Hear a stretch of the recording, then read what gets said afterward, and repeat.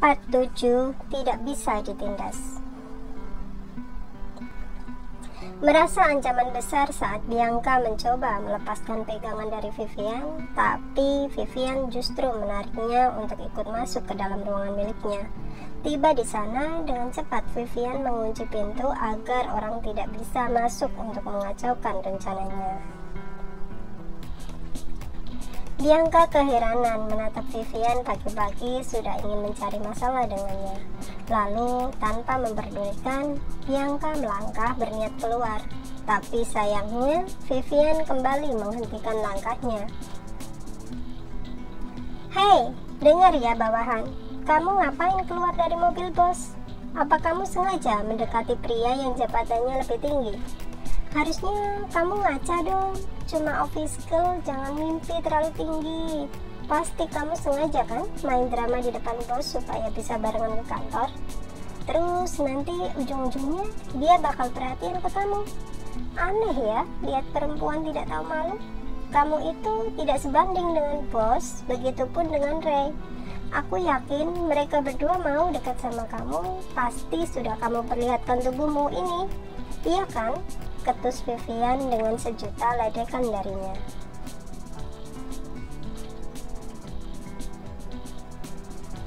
Mendengar hal itu membuat Bianca naik darah. Ia bahkan menarik nafasnya memburu, lalu tiba-tiba sebuah tamparan tepat mengenai pipi manis Vivian hingga membuat wajahnya berpaling.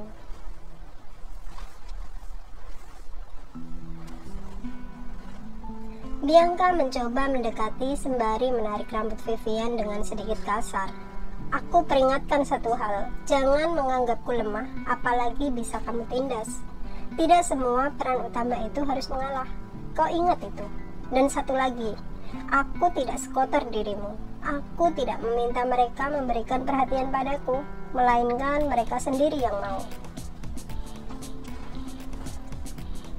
Vivian tidak tinggal diam.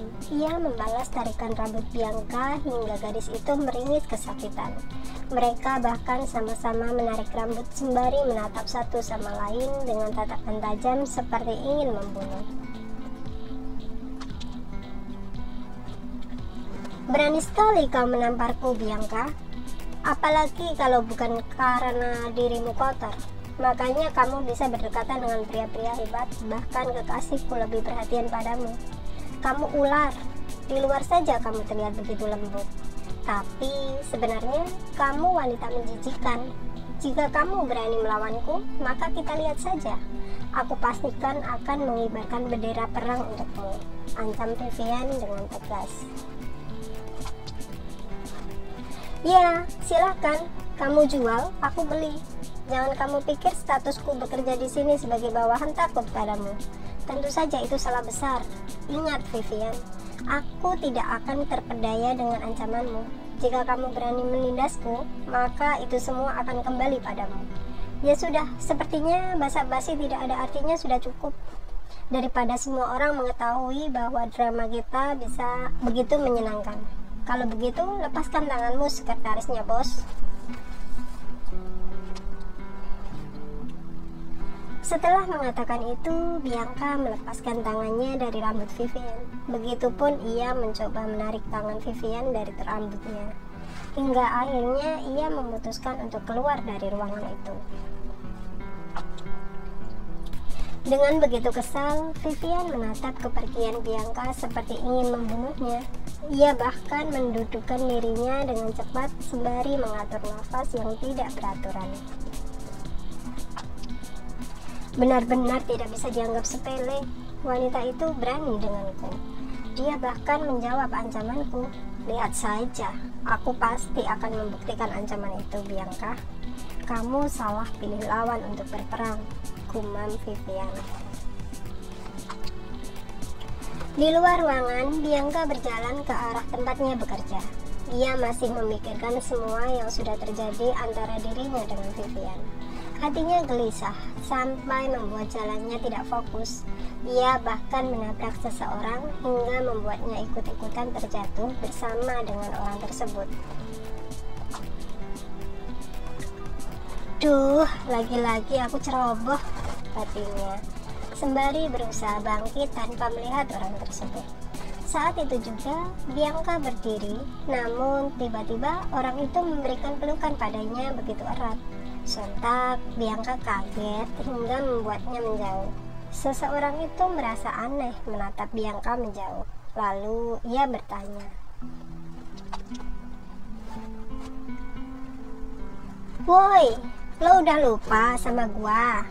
tanya pria itu sembari menepuk bahu Bianca. Bianca menatap pria itu sambil berpikir sejenak. Lalu tiba-tiba dirinya tertawa, bahkan melompat untuk ke dalam pelukan pria tersebut. "Wow, Nick, kamu kemana aja? Aku kangen tahu," ungkap Bianca yang masih berada di pelukan pria itu. "Are you okay? Hey, tadi lo menjauh dari gua, sekarang lo sendiri yang lompat buat peluk."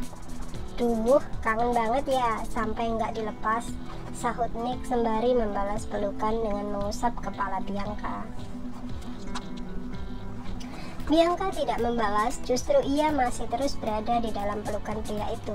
Namun, saat itu juga, tiba-tiba Bos keluar ingin mengambil sesuatu ke mobilnya. Tapi langkahnya terhenti saat tidak sengaja menatap ke arah dua orang sedang berpelukan di dalam kantornya, bahkan di jam kerja.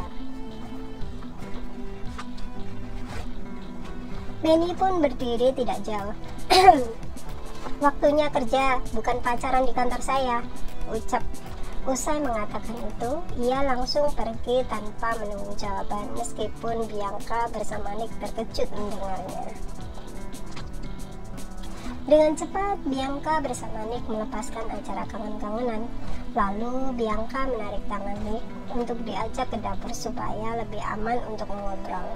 Tiba di sana, Nick tidak hentinya terus menatap Bianca, meskipun wajahnya tidak memakai riasan make up. Lalu dirinya duduk diikuti gadis itu. "Oh ya Nick, sebelum aku memberikan beribu pertanyaan padamu, sebaiknya kita saling menyimpan nomor.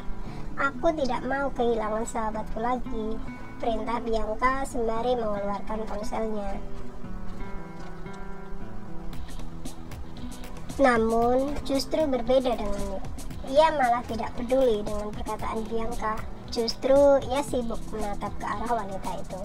Bianca yang sedang menunggu hingga ia menarik telinga Nick. "Hei, ayo cepat, aku tidak bisa lama-lama. Soalnya aku harus kerja," ucap Bianca.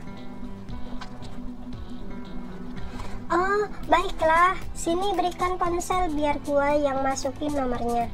Tapi setelah ini, lo mau kan kita ketemuan?" sahut Nick sembari mengambil ponsel Bianca. Iya, aman. By the way, kamu kesini mau melamar pekerjaan atau mau ketemu sama Ray? Tanya Bianca. "Mau ketemu Ray, soalnya kunci rumah dibawa sama dia, jadi gua nggak bisa masuk. Tapi lo di sini kerja apa? Kok malah bawa gue ke dapur?" tanya Nick begitu kebingungan. "Nanti aja deh aku jelasin." "Ya udah kalau gitu aku mau kerja dulu daripada kena marah lagi." "Ya udah sana ketemu sama kakakmu." Hus.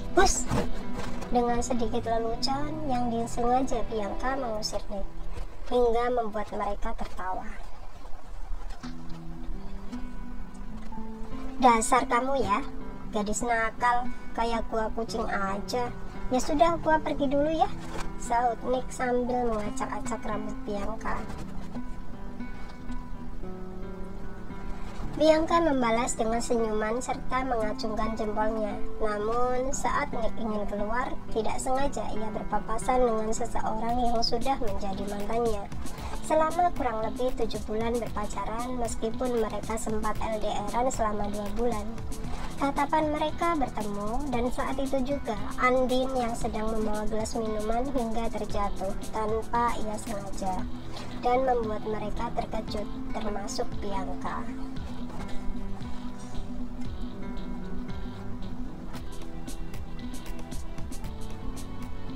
Andin yang belum bisa move on hampir memeluk tubuh Nick, tapi dengan cepat Nick menghindar lalu pergi darinya. Namun Andin tidak terima dan ia mengejar Nick keluar.